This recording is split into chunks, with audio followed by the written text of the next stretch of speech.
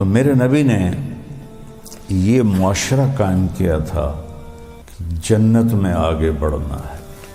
غریب لوگ آ رہے ہیں، یا رسول اللہ ذہب اہل الدثور بالدرجات العلی والنعیم المقیم، یا رسول اللہ یہ پیسے والے بہت آگے نکل گئے، ہم بہت پیچھے رہ گئے۔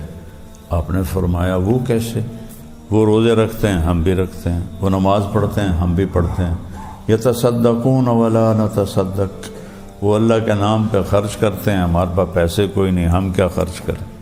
تو آپ نے فرمایا میں ایک عمل بتاتا ہوں، تم وہ کرو، تم ان سے آگے ہو جاؤ گے۔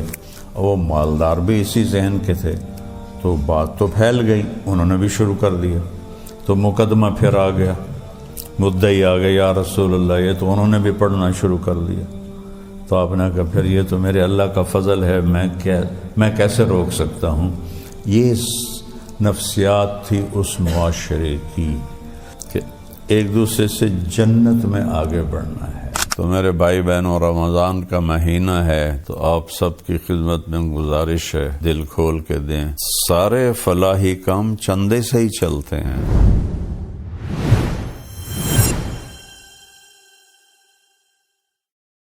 کبھی ممبر سے نہ کسی نے کوئی جنت کی بات کی، نہ جہنم کی بات کی، نہ جنت کی نعمتوں کی بات کی، نہ جنت کی راحتوں کی بات کی۔ تو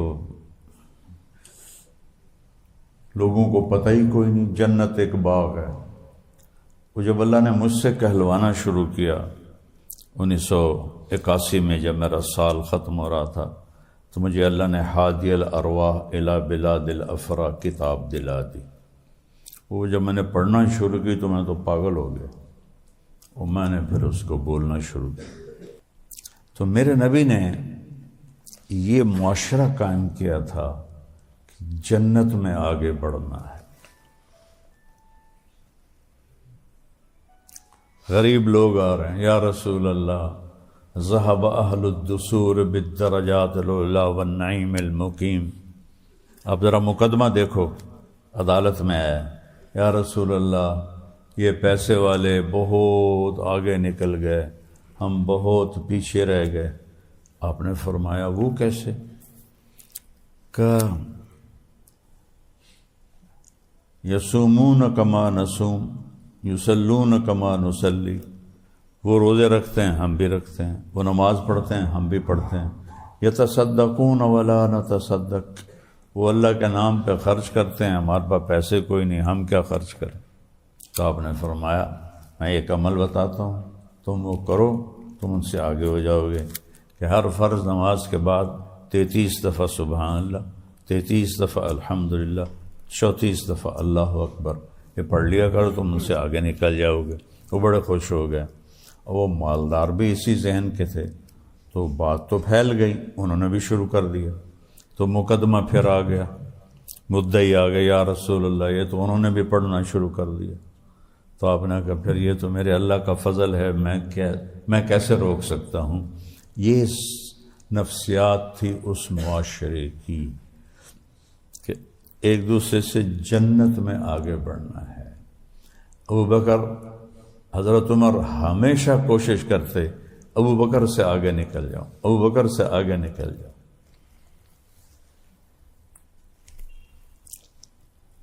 ایک بڑھیا دیکھی، کہنے کہ اس کا نابینا تھی، کہا اس کی میں خدمت کروں گا، یہ ابوبکر کو تو پتہ بھی نہیں ہوگا، وہ تو خلیفہ ہے۔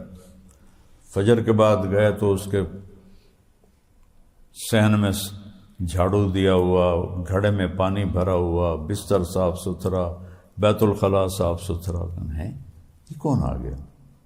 کہنے لگے کل میں نماز سے پہلے جاؤں گا۔ اگلے دن وہ نماز سے پہلے گئے، جب دروازے پر پہنچے تو ابوبکر وہاں سے باہر نکل رہے تھے اور عمر وہاں پہنچ رہے تھے۔ تو عمر کہنے لگے ابوبکر یار تجھ سے میں آگے نہیں نکل سکتا۔ یہ میدان تھا، جیسے ادھر کرسی کی دوڑ، مال کی دوڑ، فیکٹریوں کی دوڑ، دولت کی دوڑ، شہرت کی دوڑ، عزت کی دوڑ، اس سے ہٹ کر ان کو جنت کی دوڑ پہ لگا دیا تھا۔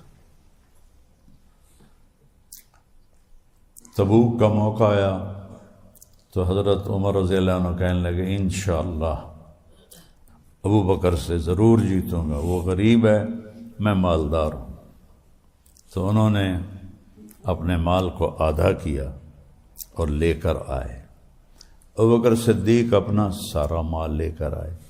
جب دونوں گٹھڑیاں رکھی گئیں تو سمجھو عمر رضی اللہ عنہ کی اتنی بڑی تھی، ابو بکر رضی اللہ عنہ کی اتنی سی تھی۔ تو اس موقع کا سوال یہ ہے کہ عمر کتنا لائے ہو؟ لوگ ہمیں چندہ دیتے ہیں تو کہتے ہیں جی میں 1 ملین بھیج رہا ہوں اور یہ اس کی سلپ ہے۔ ہم بھی پوچھتے ہیں کہ جی آپ نے کتنے بھیجے ہیں، اگر کچھ ہمیں وہ پتہ نہ چل رہا تو ہم کہتے ہیں جی آپ نے کتنے پیسے بھیجے ہیں۔ کیا ہم یہ پوچھ سکتے ہیں کہ یہ جو آپ نے 10 لاکھ بھیجا ہے اس کے بعد آپ کے بینک میں اور کتنا پڑا ہوا ہے؟ پوچھ سکتے ہیں کہ یہ سوال بنتا ہی نہیں کہ اور پیچھے کتنے پڑے ہیں۔ تو میں قربان جاؤں اللہ رسول کے اختیار پر، محبت پر۔ اب آپ نے پوچھنا تھا عمر کتنا لائے ہو تو ابو بکر ہار گئے تھے۔ ابو بکر کتنا لائے ہو تو ابو بکر ہار گئے تھے۔ میرے نبی نے سوال بدل دیا، عمر پیچھے کیا چھوڑ کے آئے ہو؟ حضرت عمر جیسے ایسے کھڑے تھے بڑا تن کے، یا یہ سنا کہ پیچھے کیا چھوڑا تو دھڑل گلا بھئی ابو بکر جیت گیا۔ تو انہوں نے بڑے ماٹھے لہجے میں کہا جی آدھا چھوڑ کے آیا ہوں، آدھا لے کے آیا ہوں۔ ابو بکر ما ترکت لأہلک، تو کتنا چھوڑ کے آیا ہے؟ کہ جی میں تو اللہ اس کے رسول کو چھوڑ کے آیا ہوں، باقی سارا کچھ لے کے آ گیا۔ تو حضرت عمر کہنے کہ یار ابو بکر میں نہیں آگے نکل سکتا۔ یہ ایک ماحول بنایا تھا، یہ مانگو اللہ سے کہ تمہاری دوڑ آخرت کی لگ جائے، کیونکہ ہر طرف زوال ہے۔ جس کا تھوڑا سا نام بن جاتا ہے وہ چودھری بننے کے لیے پتہ نہیں کتنوں کو رگڑا دے دیتا ہے، چاہے دین میں چاہے دنیا میں۔ اور ایک اور واقعہ سناتا ہوں۔ حضرت عمر کا دور حکومت تھا اور آپ کے پاس ابو سفیان، سہیل بن عمرو اور حارث بن ہشام اور اکرمہ اور صفوان بن امیہ اور اکرمہ بن ابی جہل یہ بیٹھے ہوئے تھے۔ تو اتنے میں فقراء صحابہ آنے لگے۔ سب سے پہلے حضرت بلال آئے، مجلس ہی نے ایسے کھلی، آپ نے کہا آپ لوگ ذرا پیچھے ہو جاؤ۔ پھر حضرت صہیب آئے تو آپ نے کہا آپ لوگ ذرا پیچھے ہو جاؤ۔ پھر سلمان فارسی آئے تو آپ نے کہا آپ لوگ ذرا پیچھے ہو جاؤ۔ عقبہ بن عامر آئے، آپ لوگ ذرا پیچھے ہو جاؤ۔ تو ایسے ہی فقیر صحابہ آتے رہے اور آپ ان کو پیچھے ہٹاتے رہے سردار، یہاں تک کہ وہ دروازے میں پڑے جوتوں میں جا بیٹھے، ذرا آپ پیچھے ہو جاؤ، ذرا آپ پیچھے ہو جاؤ، ذرا آپ پیچھے ہو جاؤ۔ جب مجلس ختم ہوئی تو ابو سفیان کہنے لگے یار یہ عمر نے ہمارے ساتھ کیا کیا ہے، نوکروں کو آگے بٹھایا اور سرداروں کو پیچھے بٹھایا، اس طرح ہمیں ذلیل کیا ہے۔ تو حارث بن ہشام فرمانے لگے سہیل بن عمر کہ ابو سفیان یہ عمر کی غلطی نہیں، یہ ہماری غلطی ہے۔ ان غریب لوگوں نے اسلام پہ لبیک کہا ہم سے بہت پہلے اور ہم نے بہت دیر کر دی۔ یہ فتح مکہ کے مسلمان تھے سارے، تو ان کو اللہ نے آگے کیا ہے، عمر نے نہیں۔ اس کے ساتھ ہی وہ آپس میں کہنے لگے یار اگر آخرت میں بھی یہ ہو گیا پھر کیا ہوگا؟ اگر آخرت میں بھی ہمیں پیچھے اللہ نے کر دیا اور ان کو آگے کر دیا پھر کیا ہوگا؟ تو کہا چلو عمر سے بات کرتے ہیں۔ تو یہ سارا وفد حضرت عمر کے پاس آیا، کہا کہ جو تم نے کیا ہے ہم نے دیکھا ہے، تم نے ٹھیک کیا ہے۔ اب ہمارا ایک سوال ہے کہ دنیا میں تو ہم پیچھے رہ گئے، کوئی ایسا طریقہ بتاؤ کہ آخرت میں تم سے آگے نہیں تو تمہارے برابر تو ہو جائیں۔ یہ نفسیات آج یہ کوئی سوچتا ہے؟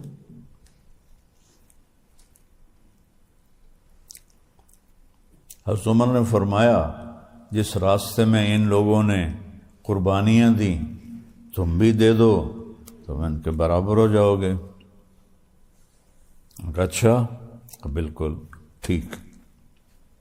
سب واپس آئے اور 400 قریش کے سردار، بڑے ٹھکن، جن ہماری سرائکی میں کہتے ہیں ٹھکن سردار، یعنی بڑے، وہ سب تیار ہوئے اور ملک شام میں اس وقت جہاد ہو رہا تھا، اس کی تیاری کر کے نکل پڑے۔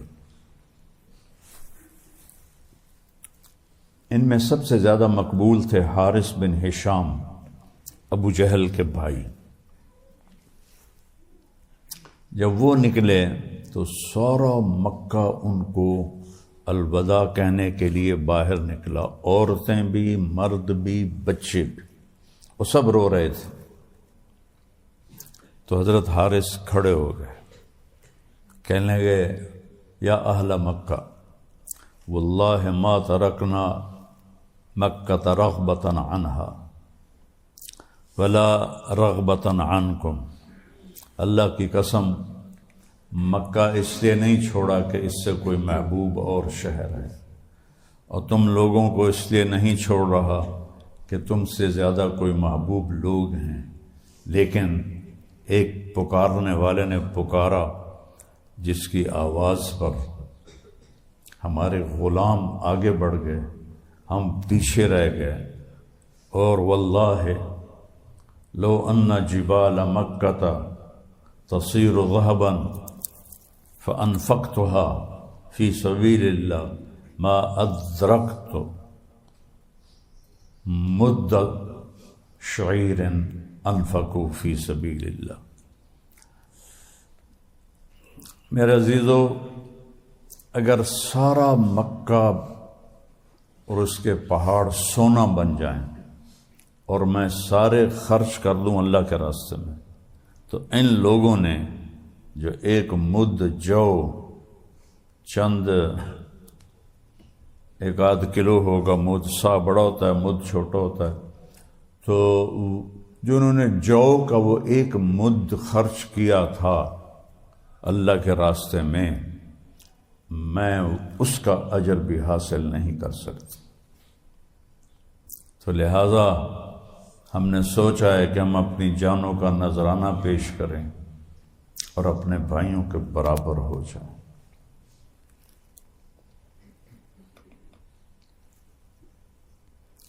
جب یہ پہنچے تو جنگ یرموک سر پر تھی۔ حضرت ابوبکر نے حضرت خالد ابن ولید کو ملک عراق سے نکال کر ملک شام کا حکم دیا کہ فوراً پہنچو۔ تو جنگ یرموک سے پہلے ہی حضرت ابوبکر صدیق کا انتقال ہو گیا۔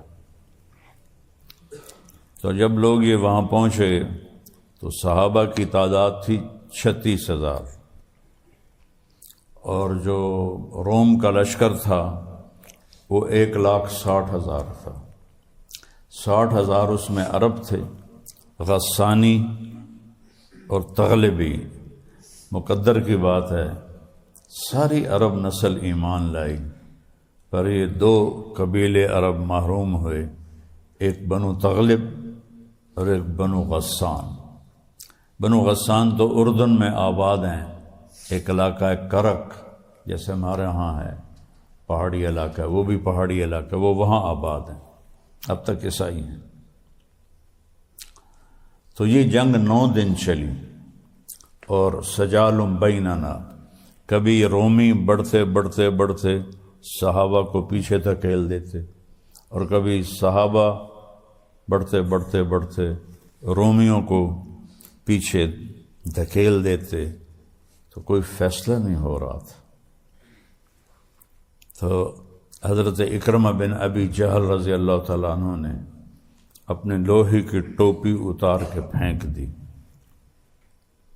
اور اپنی تلوار کا جو کور تھا نیام اسے بھی توڑ دیا اور اپنی زرہ بھی اتار دی اور کہنے لگے بھائی میں مرنے کے لیے جا رہا ہوں، کوئی ہے جو میرے ہاتھ پر بیعت کرے؟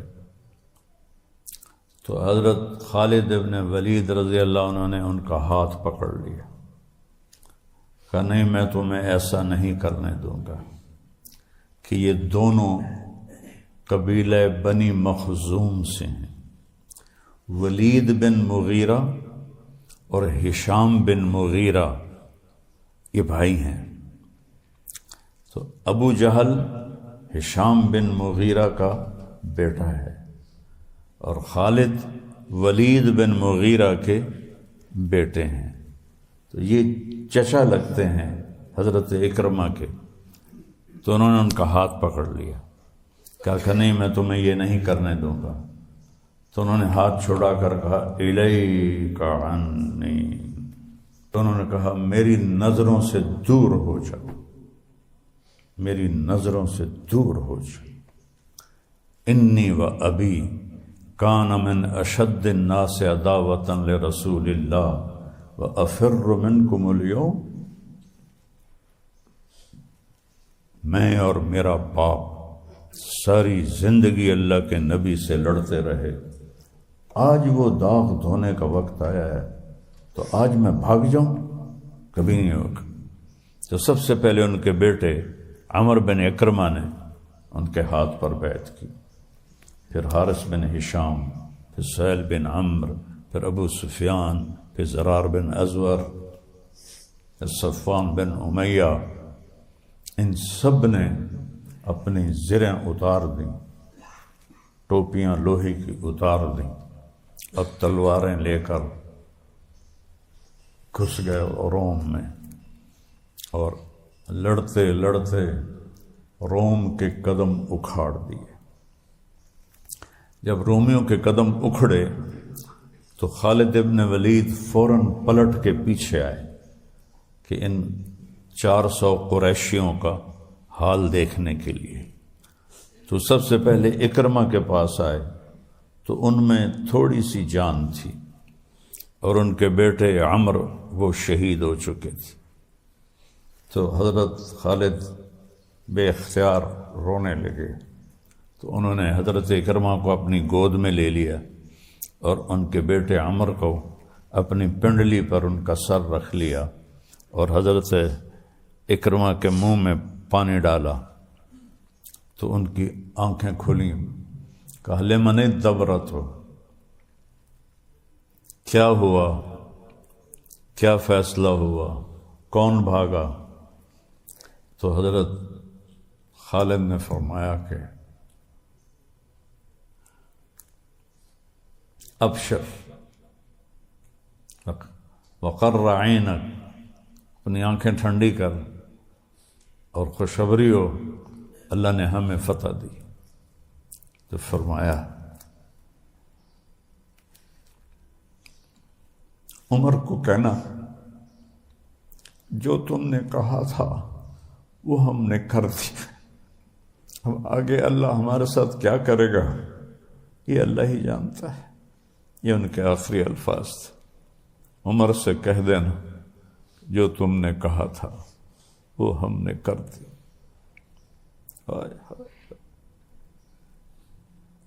آگے دیکھو اللہ ہمارے ساتھ کیا کرتا ہے. آنکھیں بند ہو گئی.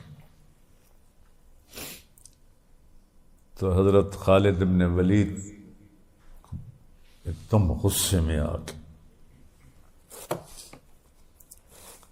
اور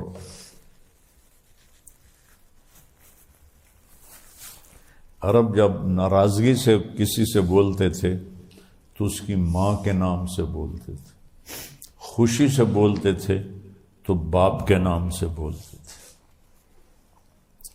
تو یہاں خالد بن ولید نے فرمایا کلا زعم ابن الحنتمۃ اللہ نستشہد، حنتمہ کا بیٹا حضرت عمر کی والدہ عمر بن خطاب، خطاب کا بیٹا نہیں کہا، حنتمہ کا بیٹا اب یہ نہیں کہہ سکتا کہ ہم نے اپنی جانوں کا نذرانہ پیش نہیں کیا۔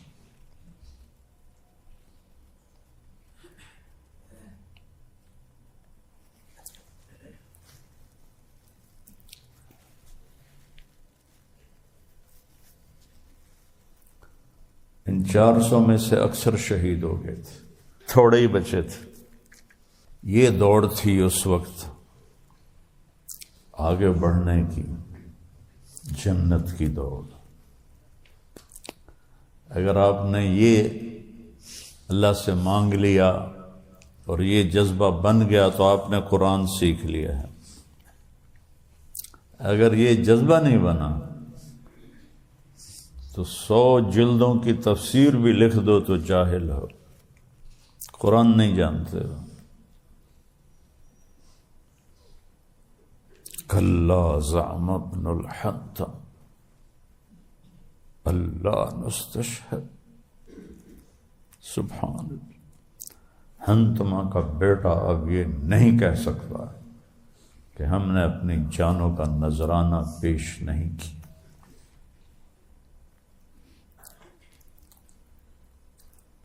اپنی دوڑ آخرت بناؤ کہ میدان خالی ہے، کوئی رش نہیں اس سڑک پر، خالی پڑی ہوئی، ویران پڑی ہوئی، اس میں دوڑ لگاؤ۔ ساری دنیا دوڑ رہی ہے اس فانی دنیا کے پیچھے، رش ہے ٹریفک کا، اور یہ سڑک خالی پڑی ہوئی ہے۔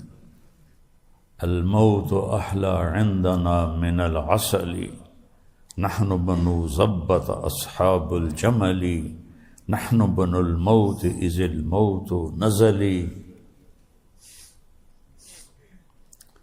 بنو ضبہ جنگ جمل میں کہہ رہے ہیں موت ہمیں شہد سے زیادہ میٹھی اور محبوب ہے۔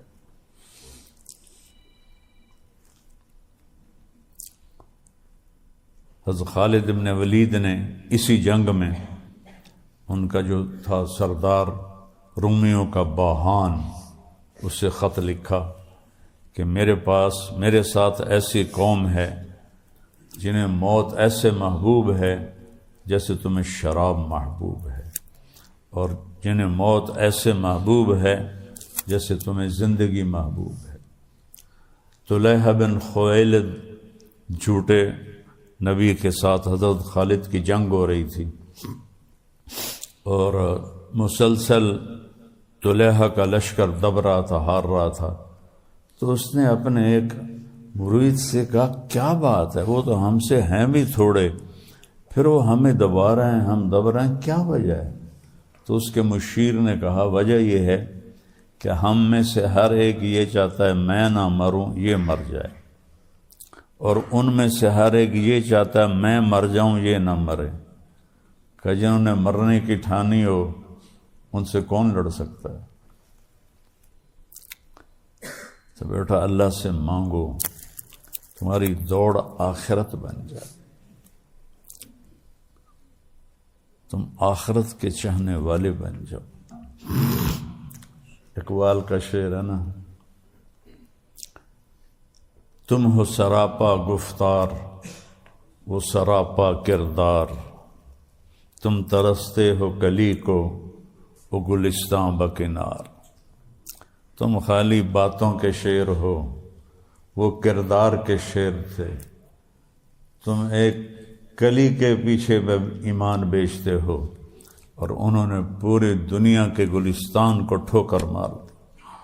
تھے ہمیں ایک تیرے مارے کا آراؤں میں، خشکیوں میں کبھی لڑتے کبھی دریاؤں میں، دی اذانیں کبھی یورپ کے کلیساؤں میں، کبھی افریقہ کے تپتے ہوئے صحراؤں میں، شان آنکھوں میں نہ جچتی تھی جہاں داروں کی شان آنکھوں میں نہ جچتی تھی، جہاں داروں کی کلمہ پڑھتے تھے ہم چھاؤں میں تلواروں کی، تجھ سے سرکش ہوا کوئی تو بگڑ جاتے تھے، تیغ کیا چیز ہے ہم توپ سے لڑ جاتے تھے، نقش توحید کا ہر دل پہ بٹھایا ہم نے، زیر خنجر بھی یہ پیغام سنایا ہم۔ واہ، کسی ماں نے اقبال جیسا نہیں جنا، نہ عربی میں، نہ اردو میں، نہ فارسی میں، نہ انگریزی تو ویسے ہی ادب کی زبان نہیں ہے۔ کیا کمال اس نے نقشہ کھینچا۔ دشت تو دشت ہیں دریا بھی نہ چھوڑے ہم نے، بحر ظلمات میں دوڑا دیے گھوڑے ہم۔ حضرت عقبہ بن نافع رضی اللہ عنہ کے واقعہ کی طرف اشارہ فرمایا کہ وہ مراکش میں چلتے چلتے بحر اوقیانوس کے ساحل پر پہنچے تو آگے سمندر تھا، تو ان کے منہ سے نکلا یا اسفا، ہائے افسوس۔ میں جب مراکش گیا اجتماع پر تو اسپیشل میں وہاں گیا جہاں حضرت عقبہ نے گھوڑا سمندر میں ڈالا تھا، تو یا اسفا کے لفظ پر وہاں پورا اب شہر ہے آصفی، اس کو کہتے ہیں آصفی، کہ میرے مالک مجھے پتہ نہیں ہے کہ اس سمندر کے پار کوئی مخلوق رہتی ہے، میرے پاس اسباب ہوتے، مجھے آگے تیری خلق کا پتہ ہوتا تو میں سمندر کا سینہ چیر کر بھی تیرے پیغام کو آگے پہنچاتا۔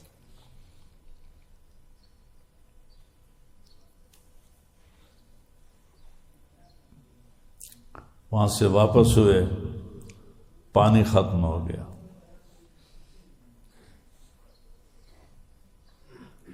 سب نے کہا امیر صاحب پانی نہیں مرتے ہیں، تو انہوں نے گھوڑے پر بیٹھے بیٹھے کہا اللہم اسقنا، کبھی ہم بھی تم میں بھی چاہت تھی، کبھی ہم بھی تم میں بھی راحت تھی، کبھی ہم بھی تم بھی تھے آشنا، تمہیں یاد ہو کہ نہ یاد ہو۔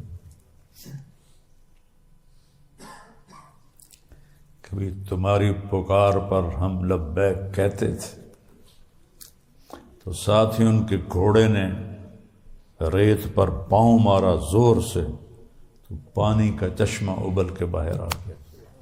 وہ چشمہ آج بھی آباد ہے اور وہاں شہر بن چکا ہے، اور اس کو عین الفرس کہتے ہیں شہر کو، گھوڑے کا چشمہ۔ اور اسی میں واپسی پر بربروں نے حملہ کیا تو ان کا لشکر اس وقت بکھر گیا تھا کہ اب تو کوئی جنگ نہیں، تو اس میں یہ لڑتے لڑتے شہید ہو گئے، اور بسکرا کے میدان میں ان کی قبر بنی۔ تھے ہمیں ایک تیرے مار کا آراں، کہاں کہاں ان کی قبریں بنی، اور کیسے کیسے وہ پیغام حق کو لے کر چلے۔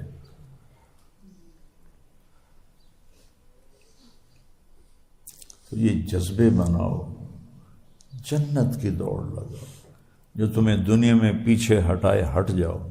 ہار میں جیت چھپی ہوئی ہے، یہ یاد رکھو، اس راستے میں ہار میں جیت چھپی ہوئی۔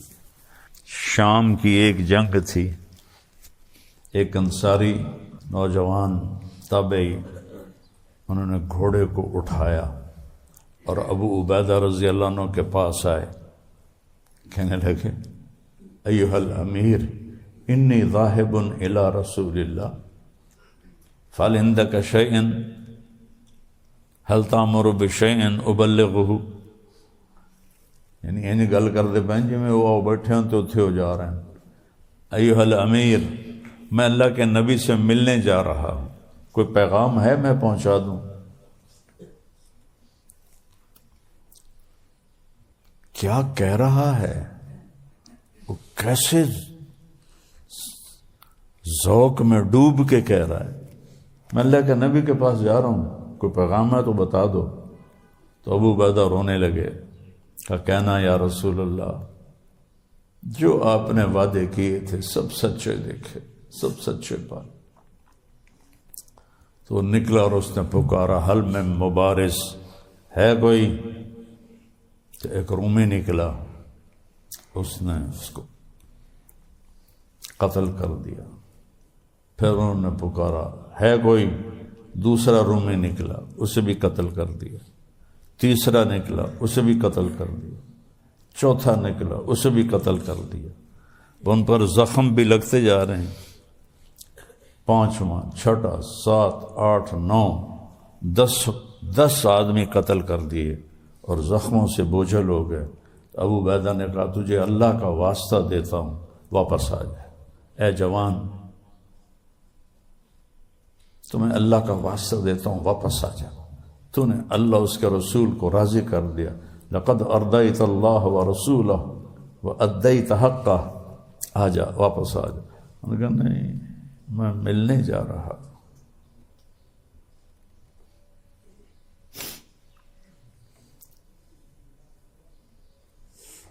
میں ملنے جا رہا۔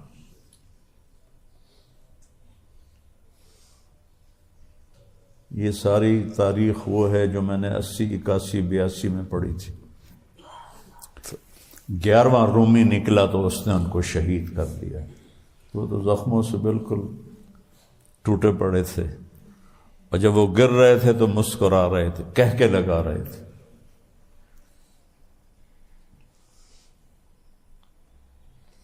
شمر نے کہا نا امام حسین علیہ السلام سے، نحن نقتلک جمیعا، سب کو ہم ابھی سر اڑا دیں گے۔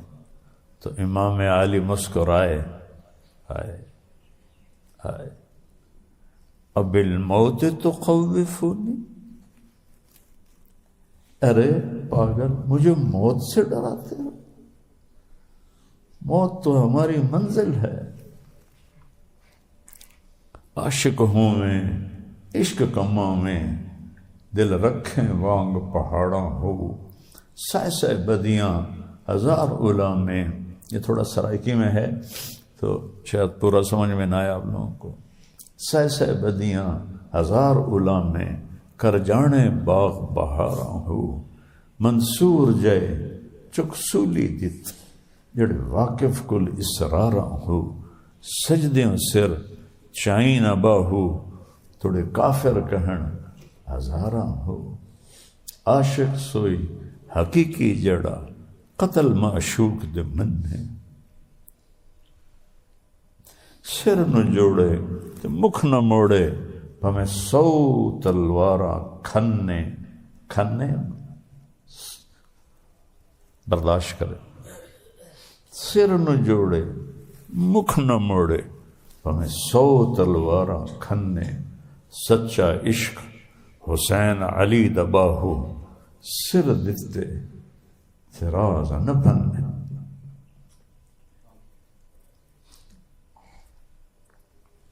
اللہ چاہتا تو اہل بیت کو بچا لیتا، کیا مشکل تھی۔ یہ لہو جو اس کے نام پہ گرتا ہے، میرے نبی کے چمن کی آبی یاری کرتا ہے۔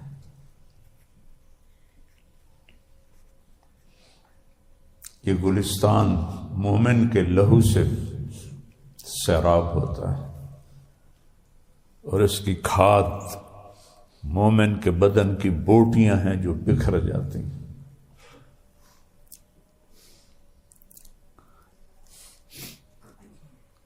تم صرف الفاظ پڑھتے ہو، الفاظ تو ایک ریفرنس ہوتا ہے، ریفرنس سے مراد یہ ہے کہ الفاظ تو ایک علامت ہوتی ہے کہ بھئی یہ راستہ گرین ٹاؤن کو جا رہا ہے۔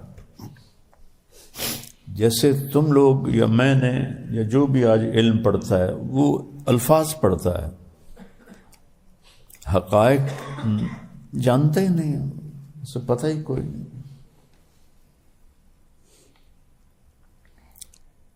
اپنے رب، اس کی آخرت، اس کا نبی، یہ ہماری منزل ہے، باقی راستے کی چیزیں۔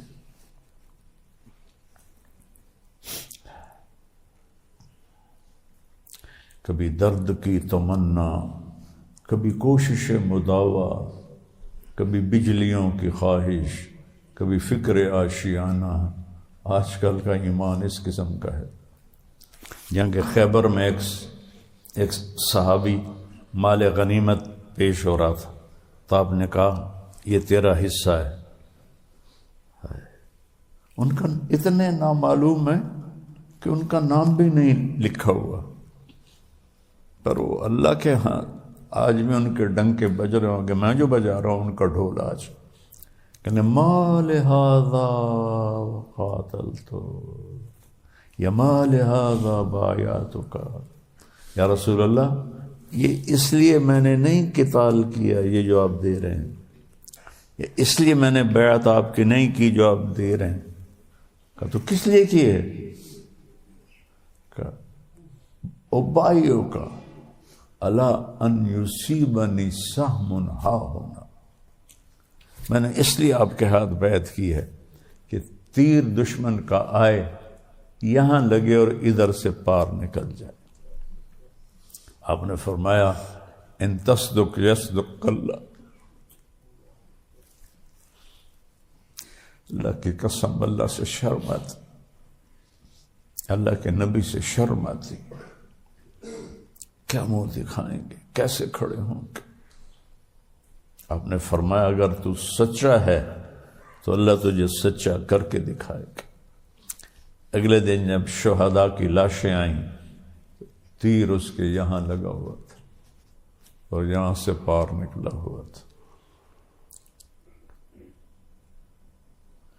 جنوں کے شہر میں سر بیچتے تھے مفت دیوانے، پتہ نہیں کہاں سے مجھے یاد آیا، کم از کم بھی 30 35 40 سال کے بعد، جنوں کے شہر میں سر بیچتے تھے مفت دیوانے، ادا کرنے یہی خوش رسم، ادا کرنے یہی خوش رسم ہم بازار میں آئے۔ جنوں کے شہر میں سر بیچتے تھے مفت دیوانے، ادا کرنے یہی خوش رسم ہم بازار میں آئے۔ سکندر خوش نہیں ہے لوٹ کر دولت زمانے کی، لٹا کر مال ہاتھوں سے کلندر رقص کرتے ہیں۔ یہ بھی کوئی 40 سال کے بعد یاد آیا۔